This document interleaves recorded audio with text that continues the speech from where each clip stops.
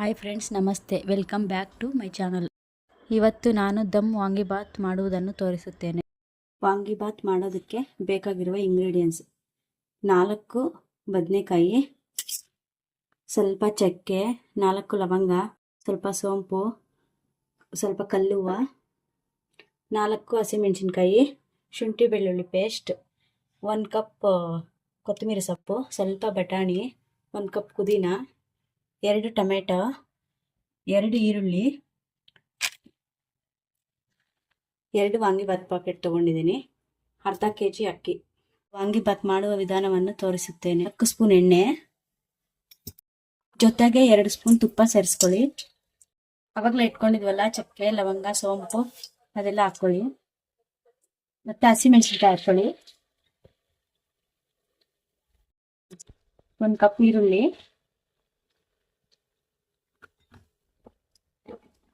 ನೋಡಿ ಈರುಳ್ಳಿ ಈ ತರ ಕೆಂಪು ಆಗ್ಬೇಕು. ಇದಾದ್ಮೇಲೆ ಶುಂಠಿ ಬೆಳ್ಳುಳ್ಳಿ ಸೇರಿಸ್ಕೊಳ್ಳಿ.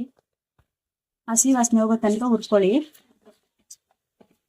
ಶುಂಠಿ ಬೆಳ್ಳುಳ್ಳಿ ಪೇಸ್ಟ್ ಹಸಿ ವಾಸನೆ ಹೋದ್ಮೇಲೆ ಟೊಮೆಟೊ 1 ಕಪ್ ಅಂದ್ರೆ 2 ಟೊಮೆಟೊ ತಗೊಂಡಿದ್ದೀನಿ.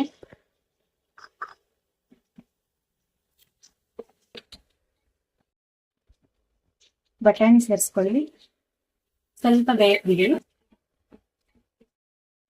ಟೊಮೆಟೊ ಸ್ವಲ್ಪ ಬೆಂದ್ಮೇಲೆ ಬದನೆಕಾಯಿ ಸೇರಿಸ್ಕೊಳ್ಳಿ. ನೋಡಿ ಬದನೆಕಾಯಿ ಎಲ್ಲ ಬೆಂದಿದೆ. ವಾಂಗಿಬಾತ್ ಪೌಡರ್ ಸೇರಿಸ್ಕೊಳ್ಳಿ. ಜೊತೆಗೆ 1 ಸ್ಪೂನ್ ಮೆಣಸಿನ ಪುಡಿ. ನಿಮ್ ಖಾರ ಎಷ್ಟು ಬೇಕೋ ಅಷ್ಟು ನೋಡ್ಕೊಂಡು ಹಾಕೊಳ್ಳಿ. ಮಿಕ್ಸ್ ಮಾಡ್ಕೊಂಬಿಡಿ. ಪುದೀನ ಕೊತ್ತಂಬರಿ ಸೇರಿಸ್ಕೊಂಬಿಡಿ.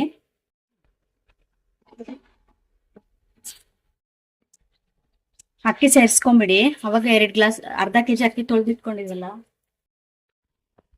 ಉಪ್ಪು ಹಾಕೊಳ್ಳಿ.